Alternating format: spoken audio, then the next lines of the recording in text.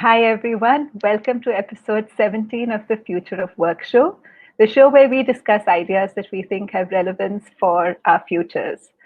Now, for those of you who've been following us, we've been doing this series from June, most weeks, and each week we invite a guest who has a unique perspective to offer on what might be some of the skills that all of us need to develop for the future. For today's episode, actually, we have a topic that's extremely interesting. And it's extremely interesting because till a few months ago, I hadn't quite understood or even begun to think of what might be the possible connection between business improv and leadership. And on the show today, I have with me Bob Cullen, who is really an expert in this field. I'm just bringing him on. Hi, Bob. Hi, Thank you so much for joining us today. thanks, you, Shalini. I'm looking forward to this conversation. I've enjoyed all of our conversations, so I'm all yours. Let's talk. Thank you. So let me tell you a little bit about Bob. Now, Bob has been doing business improv for over 20 years. Now, he's a much in demand speaker, teacher across the world and across all top business schools in the US. I know that you teach at UCLA. You had a program at UCLA, by the way, when I was there, but we didn't actually get to meet at that time. So it's so interesting how things work out. And Wharton Um, as well, right? yeah, true. But you also teach at Duke, Columbia, and I know that you're teaching a program tomorrow at Wharton. So I feel so privileged that you could join us for this conversation today. Thank you so much. Thank you so much. This is an honor, and the privilege is all mine. So I'm going to take that. I'm going to take that from you because we'll be here and looking forward to our conversation. Thanks, Bob. So let me start by asking you a question that's actually been on my mind since I read your book and since we spoke a couple of times.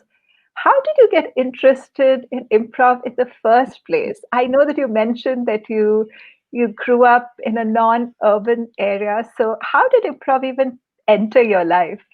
Wow. Okay. So the shortest version of this story that I could tell is in high school when everybody had the talent show and the band would come on and play and the curtain would go down and then the band would leave and the cheerleaders would come out and do their routine. I noticed that there was a blank stage and that would last several minutes because it would take time to break down the drums and all that stuff and create open area. So by the time I was in my second year of high school, I just asked if I could take that time in between the real acts Wow. and just use that time and just make things up and goof off with the audience. And they said, much to my surprise, yes. And then I did that for 3 of those 4 years and only came to find out later that was called improv. And once I started learning improv, it was skin. It was just part of my blood. I knew that this is why, I was put on this earth to do improvisation. And so I picked it up formally once I was in my final years of university, getting my business degree, and then we're off and running. Wow, wasn't that scary to take on the blank stage in between? Sorry, out of curiosity. No, even at high school, I was maybe 16, 17 years old the first time I did that, and I didn't know it was a real art form or anything like that. I just make it up, make people laugh is what we called it. And no, it was exciting. It was awesome because it's the unknown and it's unpredictable, and also because that you don't know how the audience is going to react, and so they could hate you in an Yeah. instant. That was exciting. Not because I was such a well-liked guy in the first place. It was just more of that opportunity to explore and discover and even invent in real time, and the risk that was associated with that, just got the blood pumping. And Wow. how to do that with structure and learn actually how to perform, then that was a different game altogether. And it doesn't take a long time to learn the basic skills of improv. Well, it depends on how you want to apply them. If you want to be Mhm. a comedic improviser, a theatrical improviser, someone who performs in front of an audience, it should take at least a year to get the foundational stuff in place, let alone begin the path to mastery. To learn Wow. to apply it, though, in other forms and functions, like, for example, in business, you can get foundational blocks in just a handful of hours if it's presented Mhm. correctly and it's on point with the outcome. Wow. When I read your book, and I'm going to pick up a quote that I really like because I wanted to ask you about it. So, right at the start of your book, you say grassroots efforts are real. Yeah. Grass cannot grow if someone is standing on it. Where are you standing? I thought I would ask you what this meant to you. Well, so I was hearing quite often in the first 10, 15 years of being an entrepreneur, running my own company, going into businesses, working with great business people, great leaders, that the organization won't allow this. And, this has got to come, this movement has to come from will and intrinsic motivation and grassroots, in other words. It's got to be the swell of the people that's going to make this happen. And I was like, that's dismissive. It dismisses where you are as a leader and your power, your influence on other people. And so it just started organically coming that if like, all right, you want this grass movement to take place, it's real.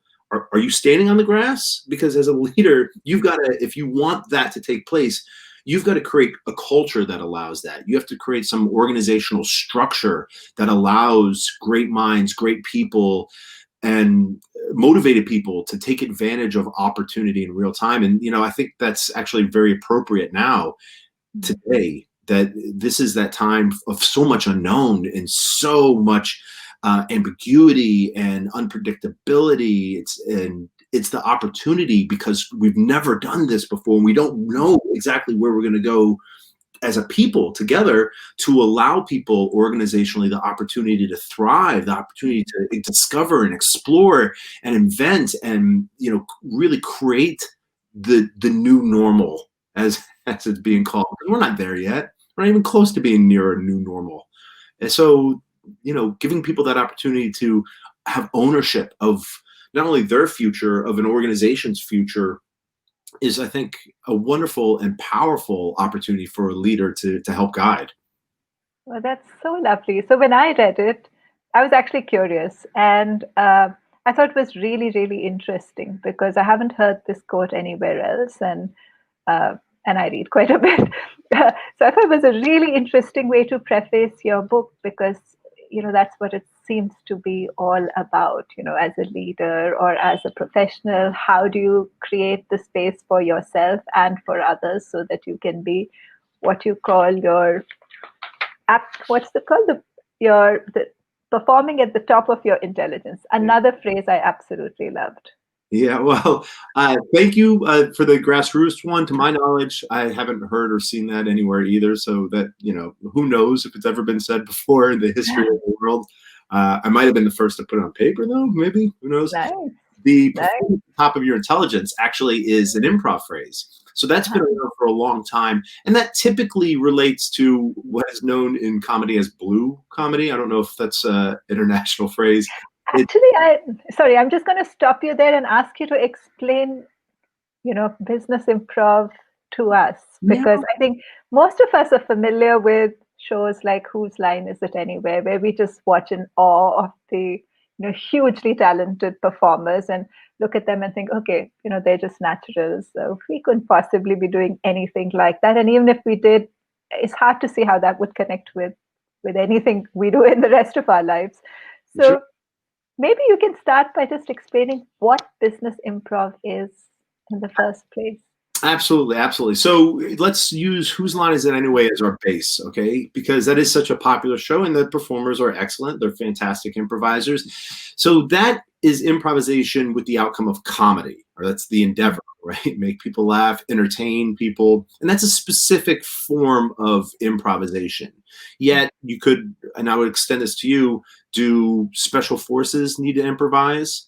Do chefs need to improvise? Do sports teams need to improvise? Do you need to improvise right now? And so the answer to all those is yes. Yes, everybody's using this skill set. It's the outcomes that make it different. So now as we apply it to business improv, we break the definition of improvisation down into 3 core competencies. And this is unique to business improv as well.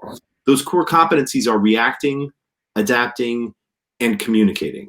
So reacting is focus and concentration and presence in real time at a very, very high level. This is in the moment, and this is performing at the top of your Right. intelligence, which we can circle back around to. Adapting is if you're reacting within parameters or trying to achieve a specific outcome, like in a strategy, for example, in a Right. collaboration, in a sales conversation, you're reacting and adapting. You know where you want to get ultimately. However, you're going to have to pivot. You're going to have to make some adjustments. You're going to have to negotiate and navigate a situation to get to that outcome. The third subroute to both of those other two is communicating. We're not in space. We're not in a vacuum. There's always someone with whom we can react and adapt, or something in our environment to which we're forced to react and adapt right now. So now when you look at these three core competencies, the question then isn't really, do you use them? Do you need to react, adapt, communicate, i.e. improvise? That's the answer. The question really is, who starts training in this? Because that's where it is. So when you look at those whose lines it anyway folk, these elite performers, they've been doing this a long, long time. And it's based in training. It's based in education. It's based in knowledge. It's based in getting repetition in. And I always equate what we do to riding a bicycle. What's the best way to learn how to ride a bicycle? Get on it. Get on it. That's it. That's the same. There are people, of course, like there are great musicians, great athletes, great mathematicians who are just gifted in this, right? There's just some kind of magic quality of like, ooh, you are magical. However, it is a learned skill set. And anybody who's elite at it has practiced that Malcolm Gladwell 10,000 hours. They've put themselves through the ringer. They failed often, early and often, many, many, many times, because of everything we mentioned before. It's unpredictable. It's unknown. It's uncontrollable sometimes, especially if you don't know how or what you're doing. Now, that said, as you reduce it down to this skill set of reacting, adapting, communicating, if you really focus on that, then that's actually a great way to get people to perform at the top of their intelligence. Because what that really means as it applies to business is using everything that you can in real time, in that moment, as you're reacting and adapting and talking to each other, communicating with each other.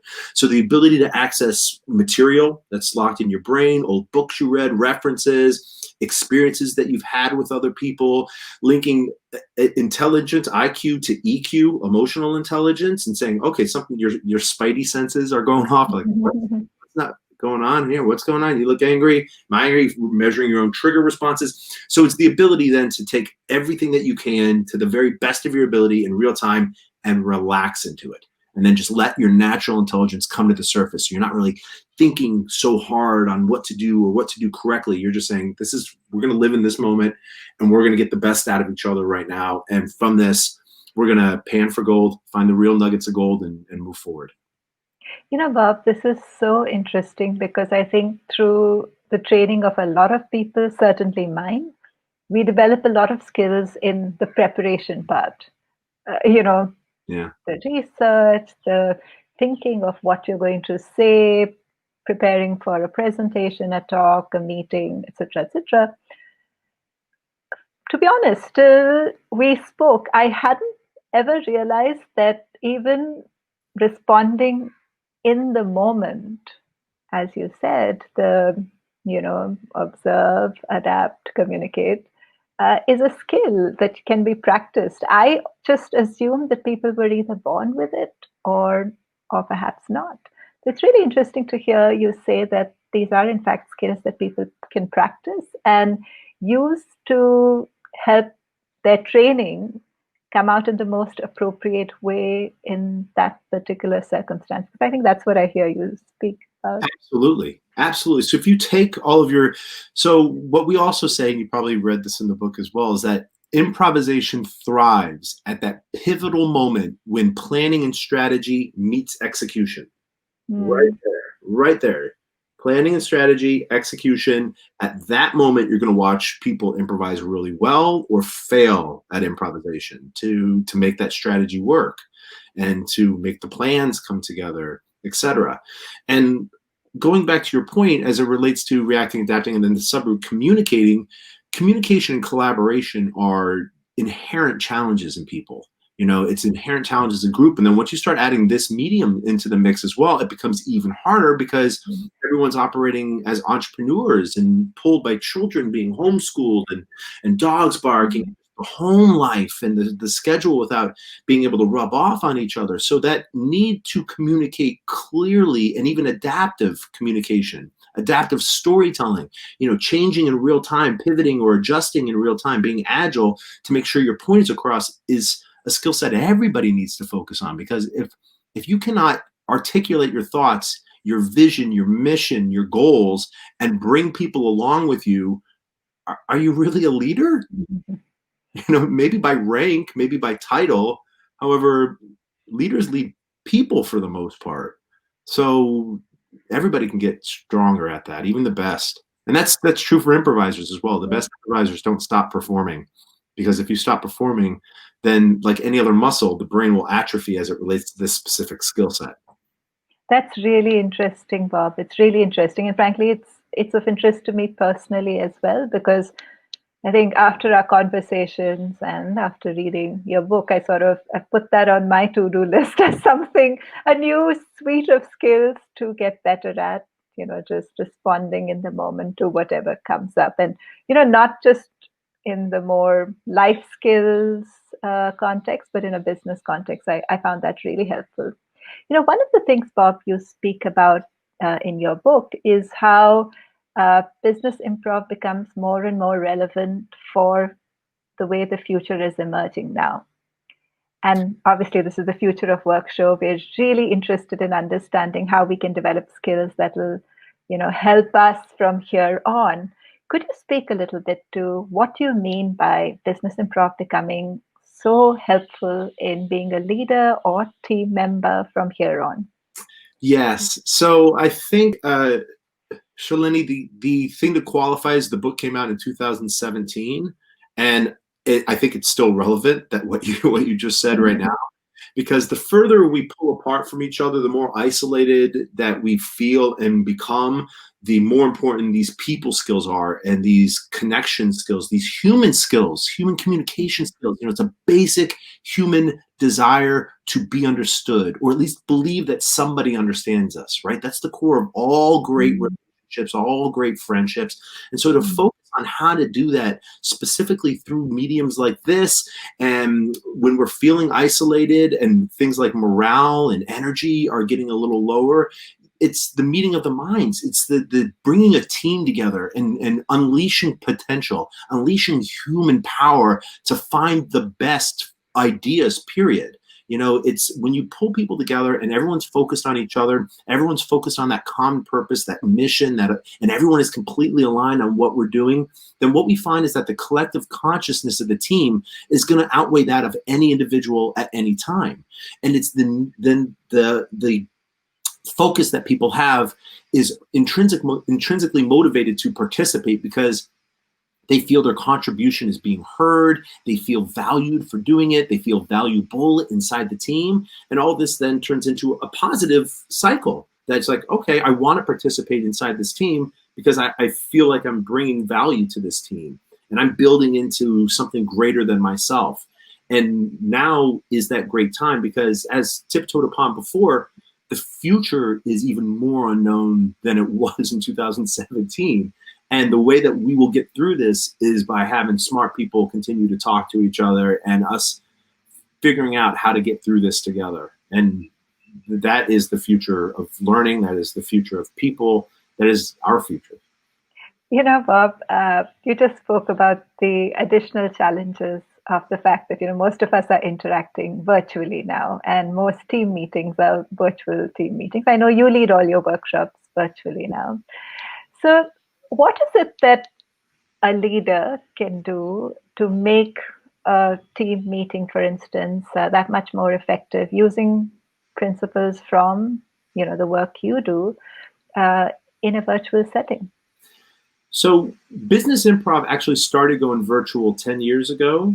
And we started executing our first virtual programs just shy of 4 years ago, 3.5, 4 years ago. So this is right inside of our wheelhouse. On top of that, business improv has always been virtual. This is my home office. We have a team in New York, Chicago, LA, and North Carolina. So everything that we focus on and help people do is related to connecting based through our experience, both internally as a team and externally with clients and key stakeholders. And so first thing I would say is develop a plan, put a strategy in place, and a really honest one as well. As a planner, I think you'll appreciate, like, know the strengths and weaknesses of your team, know your strengths and weaknesses in this reality, focus on where people are, talk to people, use this same concept that we were just talking about with, the collective intelligence of the group coming together, and ask people what's the best way to move forward collectively as a team, and use that as a collaborative model to put a plan in place. And then I would say, in that spirit of improv, adjust, adapt, improvise, because no matter what plan you put in place, especially now, if it's truly unknown and truly uncomfortable, then you're going to hit a lot of speed bumps and a lot of divots in the road, the unexpected holes, sinkholes that are going to pop up. So then it's a matter of adjusting and pivoting. So I'd say cling to yes and through all of that, as that's the thread to postpone judgment. That's the thread to stay present in the moment. That's the thread to really listen and connect with each other. So would you mind sharing the principles you speak about in the book, the fundamental principles of improv? I know you just touched on a couple of them, but things like postponing judgment and the others. Sure. So that we can all learn from that. Sure, absolutely. So yes and is the cornerstone of improvisation around the world. Now, yes and has a bit of a negative connotation for a lot of people, because when they hear the word yes, that means that agreement for most people. Like, I'm agreeing to what you're saying, and that means I have to help only you by supporting you and building directly upon it. And that's really not what yes and means, at least for business improv. More than agreement, excuse me. Yes is I hear you.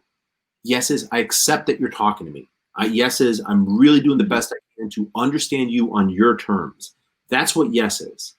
And is the bridge to how you understand it. And is the bridge to your mind, your background, your education, your drive, your passion, your authenticity.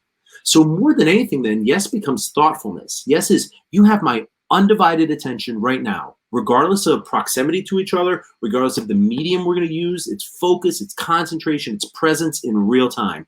And is the bridge to how you're focused, how you're present, how you're concentrating, how you are in the moment. So when you hear things through these mediums of I'm having trouble with engagement, I'm having trouble with presence, this is a great way to drive that. Drive presence, drive engagement in the moment. Because through this great two-word phrase, you slow the brain down.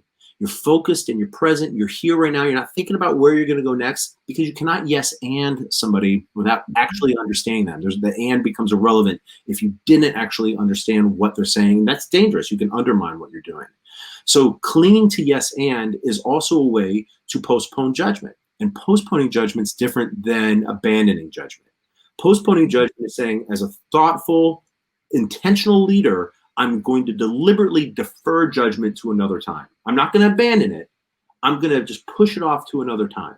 And normally, as I start breaking this down, we look at divergent thinking and convergent thinking. And in that divergent arena, yes and is that opportunity to create a psychologically safe space for people.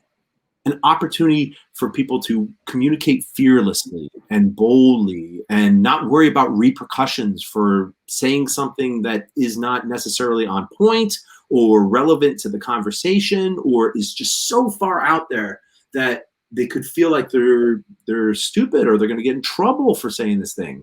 So you create this nice environment using yes and just to have people openly talk with each other. And then you save that convergent side for the editing, the fine tuning, the questioning, the sorting, the judgment.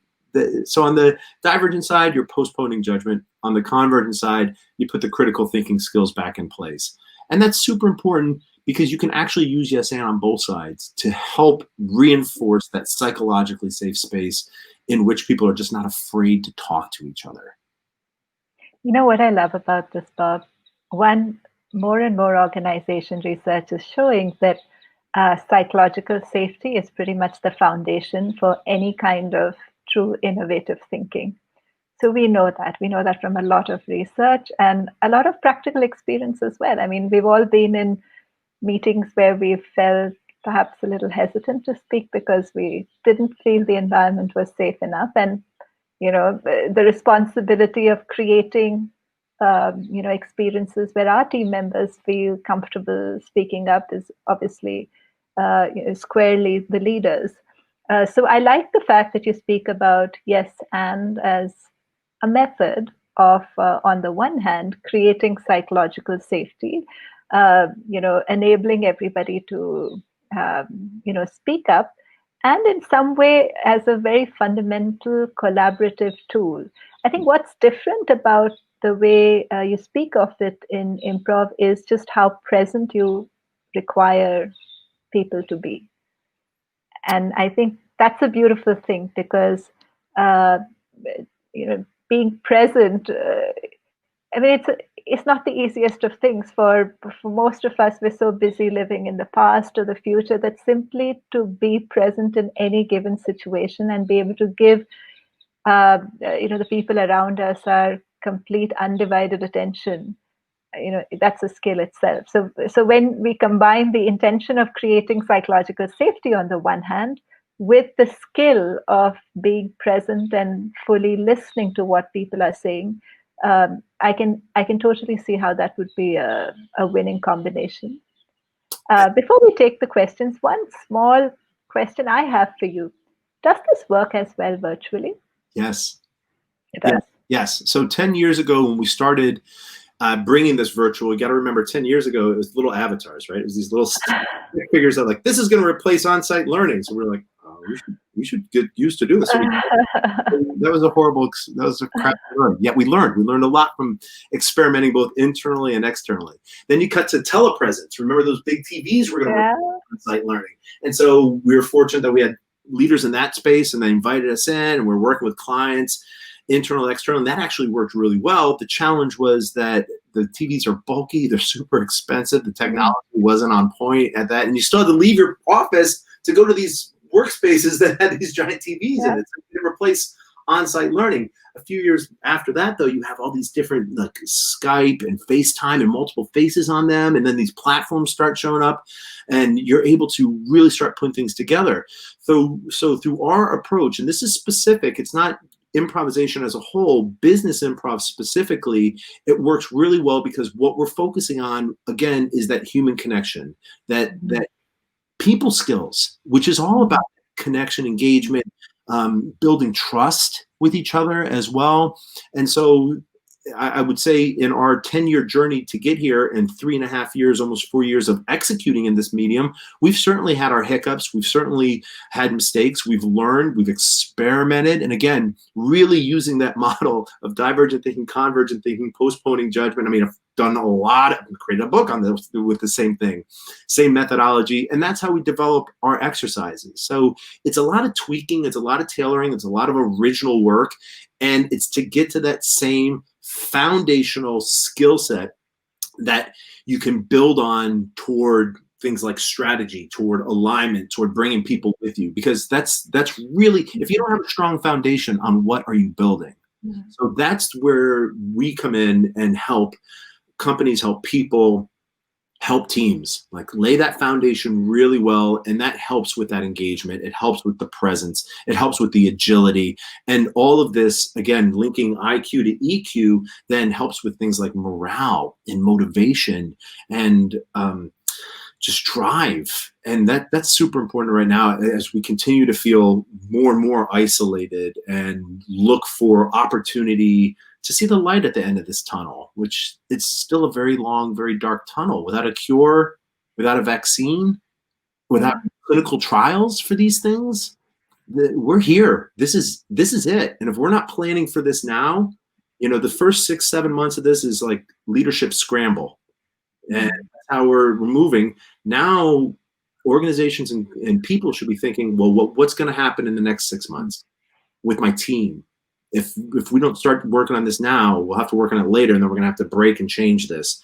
So it absolutely, without question, works through the form.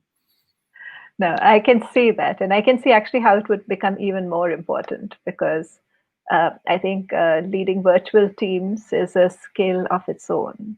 It requires much more intentionality than, in-person meeting. So I'm just going to take a few comments.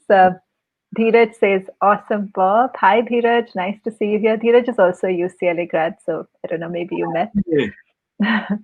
Profoy says, success is on the other side of fear. You're a true example of that statement, Bob. Wonderful. Geeta says, reacting, adapting, communicating. Thank you so much, Geeta, for capturing that because I thought I would, and then I wasn't quite sure what the first one was. I thought it was observing, so you got it just right. Narayan says some very good points there, Bob. I find it interesting how culture and self confidence play such a key role in being able to express oneself clearly and effectively. Actually, let me ask you this. Do you require a lot of self confidence to be good at improv, or is self confidence sort of an outcome of being good at it? Well, first, thank you for those comments and questions. And you develop confidence through practicing improvisation. So we work with an incredible amount of engineers, for example, a lot of scientists, a lot of people who are stereotypically, and not by us, people are saying, well, they're not going to be able to do this. They don't think that way. They're way more analytical. And the reality is, if you have to talk to people, then it's something that we have to work on and we have to get strong at. And so for two reasons, I'm going to go back to engineers and scientists.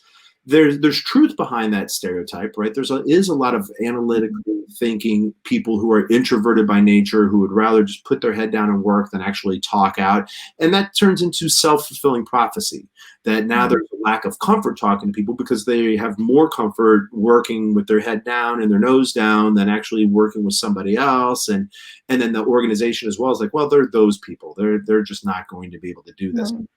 Once you start breaking this down, what it takes to really engage, really stay connected. And I keep mentioning the same things. It's focus, it's concentration, it's presence, it's reacting, adapting, communicating to slow the brain down, because that's super important as well, especially as it relates to emotion, it relates to fear. Slow down, take a deep breath, think slow to move fast.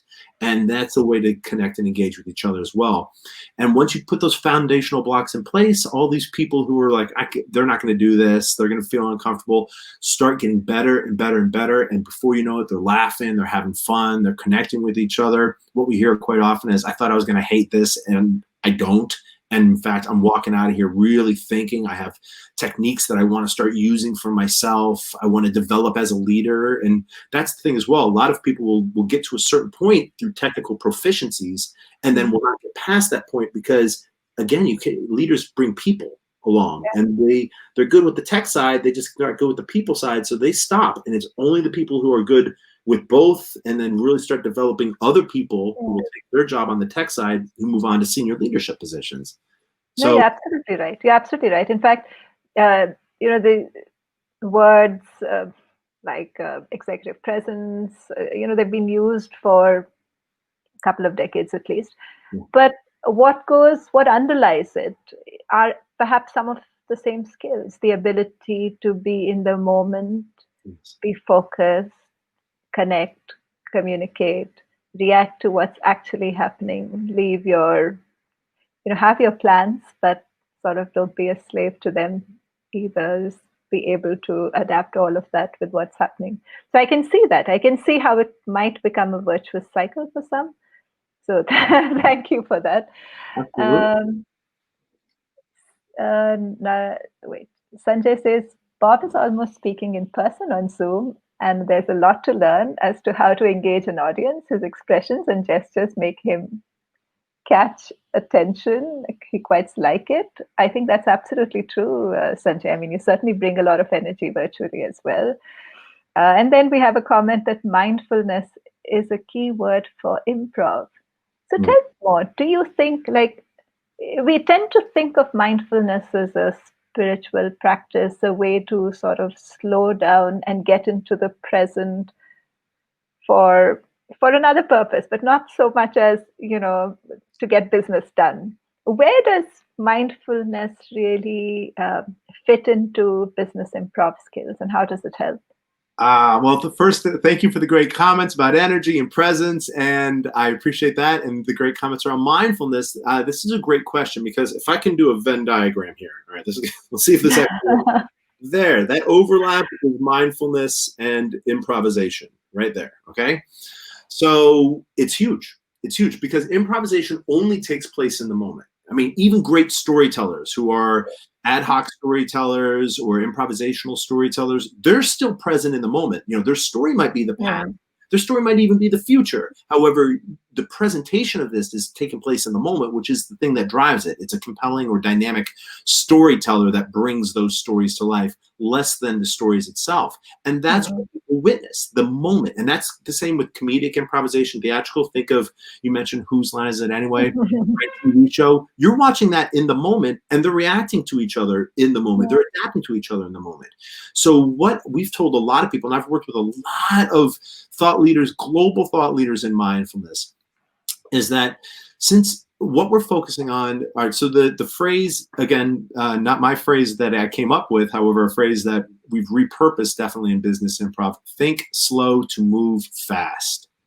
Think slow to move fast.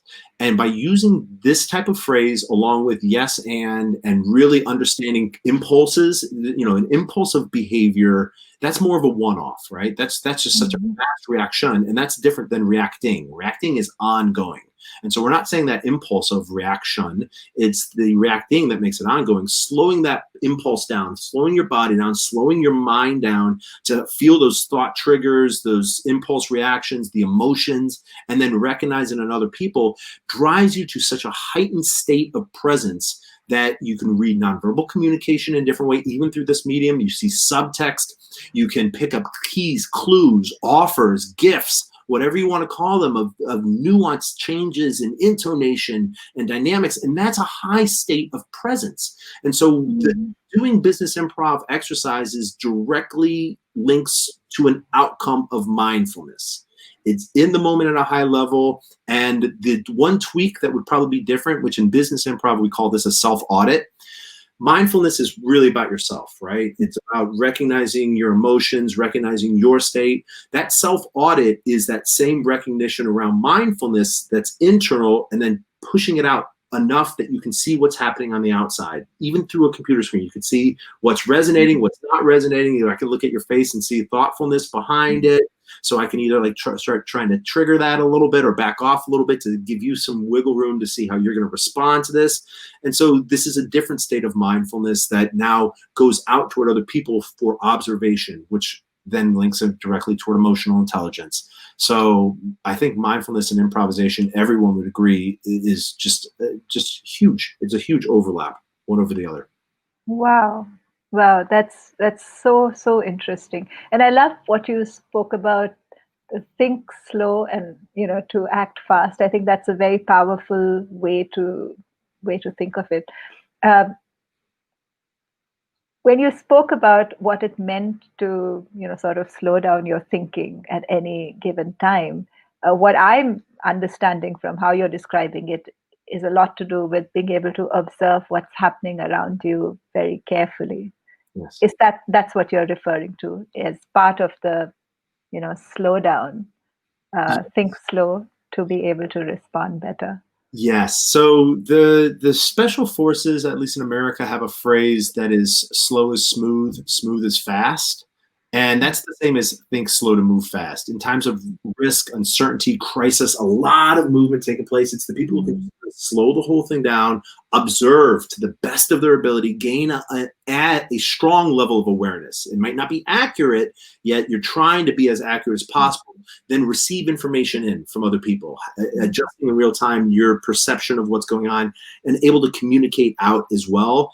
Those are the people who typically rise in rank and status among other people as well. And that's the same thing that we're talking about, because in improvisation, if you think about improvisation at least as organically as possible, now stepping away from Whose Line Is It Anyway, which is great, again, paying it compliments, that's short form, it's structured, it can come with props, you know, all sorts of different things, pianos over on the side.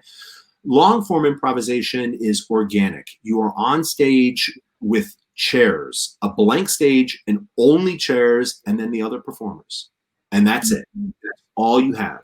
And so with this, then even if you're focusing on some object work, something front and center, that you're like, I'm going to make an egg, crack it open this way, whatever it might be, and you're focusing on making an omelet, you still have to look out. You have to cheat out, use your peripheral vision. You listen to key offers, sounds, clues, and you communicate with other people, and everything is created organically and in the moment, in real time. And if your brain is moving too rapidly where you think it should go, or where you want it to go, then you're probably going to railroad other people or steamroll other people. There's probably going to be a point that you're a ball hog and you're not sharing with other people. And there's an incredibly high probability that you're missing what they're saying. And it's not just the words, which words are gold. So when you have nothing, those words become super, super important. And that's slowing the brain down to hear them. You're missing the physicality, the nonverbal communication. You're missing the subtext. And on a stage, that could be significant because one person could actually, with physicality, create like this beautiful table of objects, right? It's invisible. And if you're not paying attention to it and you walk right through it, that audience is they're going to turn. Like, no.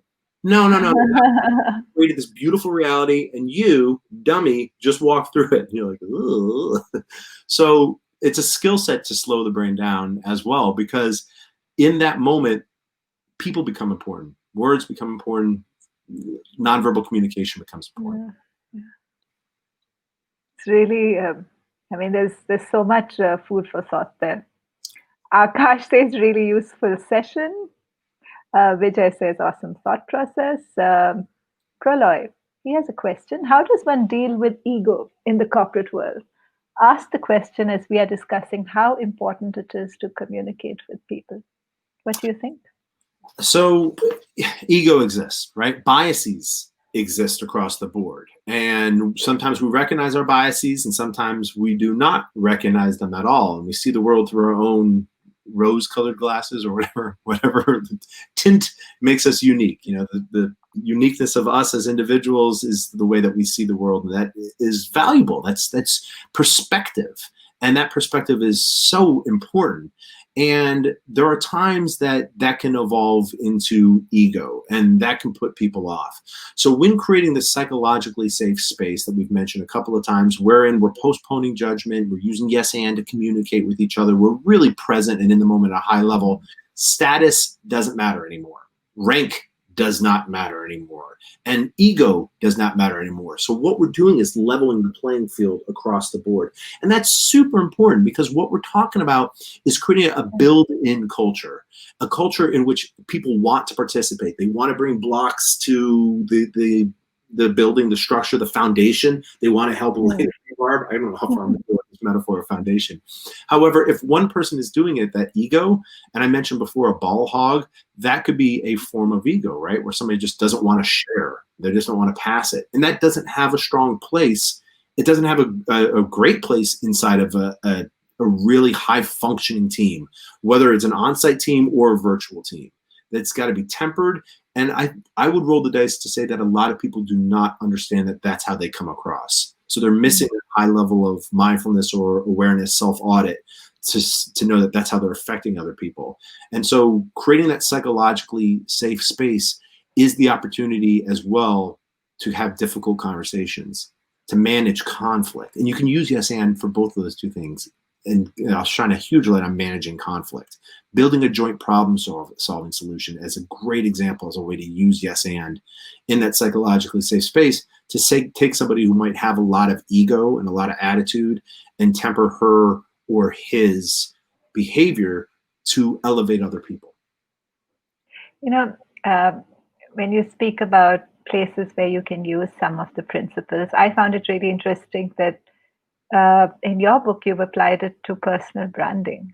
Yes. Do you want to speak a little bit about how some of these principles can help in personal branding? I mean, it's been it's been a subject of much focus for the last several years, and I think many LinkedIn users are conscious, at least somewhat, of the personal brand they're creating. So how can one use business improv principles for that?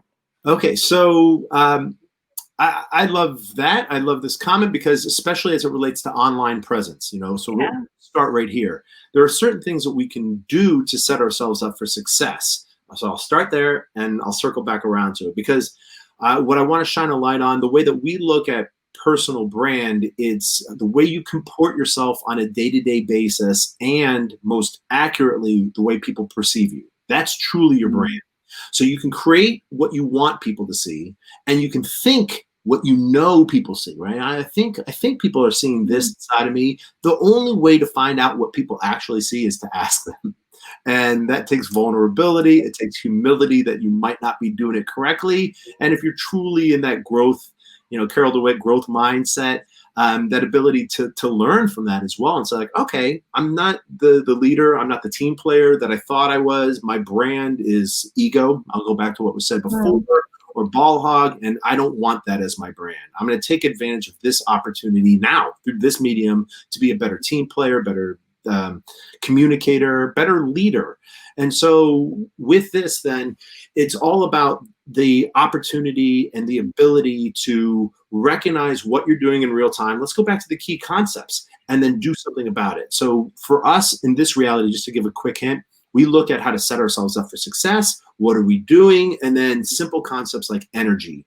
Energy can make a difference. What you bring to the table, attitude, a little smile versus a frown. And that can affect not only the way that it can affect other people, period. It can affect, though, the way that people look at you, so your brand, and it can affect your messaging as well. So simple things, especially in combination with yes and, can make a big difference in the way your brand is perceived. It's got to come from that awareness, though, that we've talked about many times, linked to mindfulness, linked to the self-audit.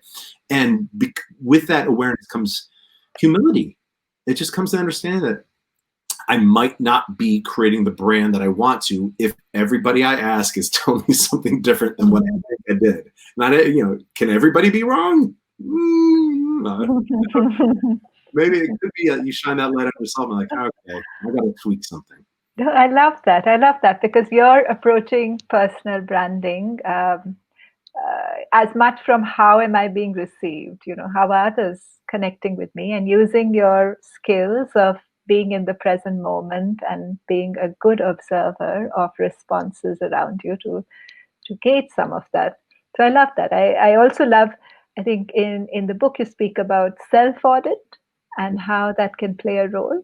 Could you just say a little bit about that? Because I thought that was a very intriguing idea. Yeah, that self-audit as it relates to mindfulness as well as it relates to controlling your brand is super important. So once again, a self-audit is a high state of awareness. It's focus, it's concentration, it's presence in the moment, and it's recognition of what's going on with that vulnerability that you might not be on point, so you have to make tweaks. And so this then relates to branding in so much that if you're really aware of your own behavior and how you're influencing other people, so how people are responding to you, not necessarily where you want to go as much as how they're actually responding to you, then you can make both micro or macro adjustments to really get that person on the other side to shift, to pivot, to align toward the future, so you can get them where you want to go through that self-audit of high state of awareness, high state of presence, and then that ability to recognize honestly in real time what's happening outside to make those adjustments. I think at the core of it all seems to come down to this heightened sense of awareness and focus in the present. And I think that's a beautiful thing. It's certainly a worthwhile thing for all of us to develop, me certainly. Sanjay says, Bob has taught us a new skill with the way we can present our thoughts. Call it VQ, virtual quotient, skill beyond IQ and EQ. That's a nice one. Great to listen and watch. I can't wait to read your book. It's a really interesting book, and I can tell you, Sanjay, that when we started off, and I think you speak about in your book, right? This example of when you taught this program at the first time at Duke with senior execs, they were like, "How does this possibly connect with anything we do?" And to be honest, I also wasn't quite sure. But when I read it, I thought, "Oh, maybe this is one of the big sort of skill sets that I'm missing," because I think it could really go a long way in helping all of us, and me certainly, develop a much better way of responding to any situation as it sort of emerges. That heightened observation, and I love the idea of heightened observation, heightened focus and presence along with slowing down, because they almost seem contradictory, but I can sort of see how they would, come together. So yeah, that was really interesting. Praloy, thank you for the amazing inputs. So one last question, because I know that we're coming at the end of our time. You speak about how business improv principles are great for interacting with millennials. Yeah. Could you speak a little bit more to how that might be the case? Absolutely. So one of the challenges that we've seen over and over again, and for at least audiences that we're facing quite often, it's baby boomers down to millennials.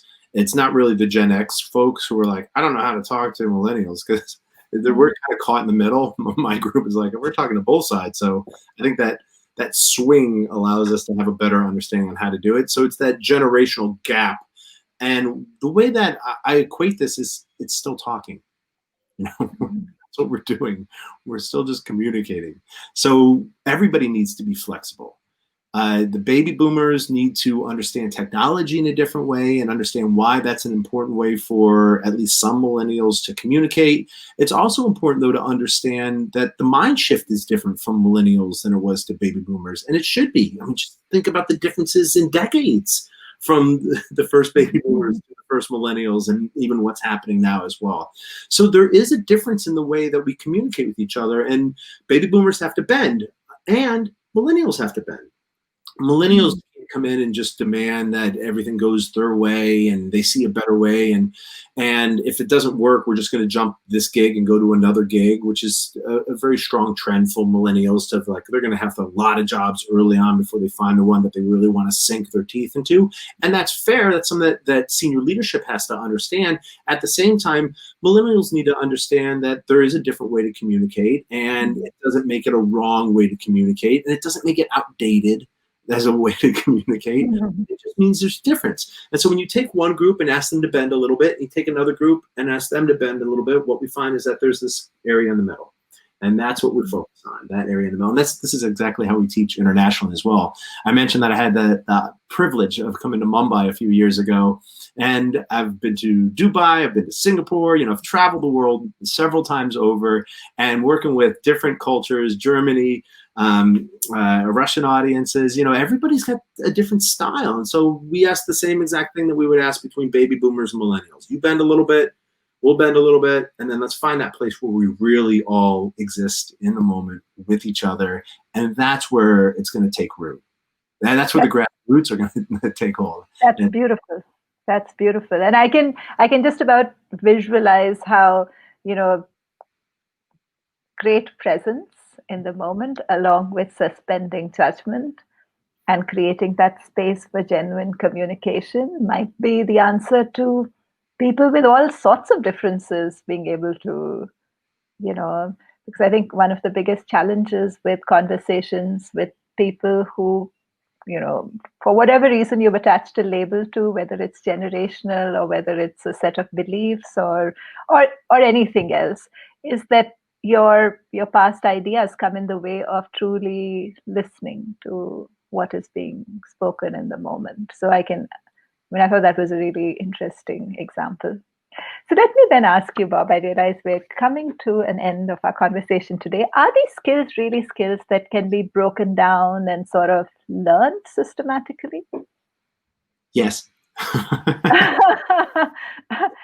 Yes. And you teach them? Yes, definitely. We teach them. You mentioned we have a program for Wharton tomorrow night. We had a program for Duke Fuqua a couple of days ago, all virtual, all 100% virtual. Because keep in mind, the skill set we're focusing on, focus, concentration, presence, the ability to postpone judgment, which is super hard for a lot of people to get to, especially if you're really driven, you're really confident, you already know the answer, and somebody comes to you with an idea, and in your head, like, we tried that already, it doesn't work, and you want to say no. There's an opportunity there to put your arm around somebody and say, okay, walk me through why this is important to you. Walk me through why you think this is going to work, as opposed to just popping that no, which for a lot of people is a default. And so the ability to just bulk up that skill set around postponing judgment is so important to building those strong relationships. And that's really what we're focusing on. And whether you're really a master at building relationships or novice at it, and through this medium, it's something we can all learn, we can all get better at, and we will consistently be challenged in the future, both through technology and distance and the longevity of this, which is going to, trigger different emotions in us. It's going to burn our endurance down, and it's going to force us into stress behaviors. And these stress behaviors are going to amplify. And so to say that really what worked on site is going to work really well virtually, to your point before, dismisses the fact that we're not on site. It's a different reality altogether. And so to get good at this should be a lifelong quest. It should be, a life learner, to say, like, I'm going to continue to get better at this over and over again, because if nothing else, my team's going to shift. I'm going to grow. We're all going to find new challenges, and what can we learn from it? And I'm actually heartened to know that there's a path to learning some of these skills. And I'm going to request that maybe after our conversation, if you send me a link, I'm going to post it so that, just in case somebody is interested in joining one of your programs, at least they know where to get it. Because I think it's a lot of people who would have heard our conversation today, and certainly me, it seems very clear that this is a set of skills that can serve us well, be it from the perspective of becoming a better leader and creating better spaces for our team members, but also from being a better participant in almost any situation, be it a situation at work or even outside of work. So it's really helpful to think that there are steps, or there's a process to developing some of these skills, and if you don't have it at this point in time, one can develop it. Yeah, absolutely. You can develop it. And we have an online program. If people are interested in just doing an async program, play as they go, it's called Improvisational Communication. It's on Teachable, and it's exactly what you were mentioning. It's for personal and professional development using these tools and techniques, with the outcome of communication, collaboration, creativity, dealing with change, dealing with conflict, creating a culture. And it will work virtually just as well as it will work on site, because it's all about, what are you doing? How are you affecting other people? How are you growing? And that's improvisational communication. And that is that skill set that you're talking about, bulking up and learning, developing authentically. That's right there. Thank you so much. Thank you, Bob. Thank you so much. It was such a pleasure. I can honestly say I learned a lot. I hope everyone out there stays safe and stay positive, and look forward to seeing some of you around LinkedIn or wherever we might meet one day. Yeah, no, absolutely. And as I said, do send me a link. I'm going to post it on the event page, and of course, if you post it on yours, maybe some of our LinkedIn viewers can follow you as well. Awesome. I will, definitely. Thank you so much. Thank you. So we're at the end of our show today. I hope you learned as much as I did. Honestly, for me, now that's a new suite of skills that I want to actually focus on and learn myself. I think I can see so many situations where I know I personally would be more effective if I had the ability to, be a better observer of all that's happening around me, and maybe adapt my responses to tailor that situation more precisely. So that's certainly on my learning agenda. For those of you who were with us through the show, if you want to watch a replay, it'll be available on my LinkedIn page right after. And of course, if you like it and want to share it with any of your friends, feel free to like, comment, share on your wall. A copy of this will be available on Uncube's website by Monday. And do join us next week. In fact, continuing our conversations around where the future is headed, we have a very, very special guest coming up, Mr. Krish Shankar, who's the Group Head of HR of Infosys. And as some of you might know, he's the president of the National HRD Network and a big luminary in the field of HR. And he's going to come on to speak about the future of HR. And our next conversation will be Friday at noon. So that's November 6th at noon. Do join us right there.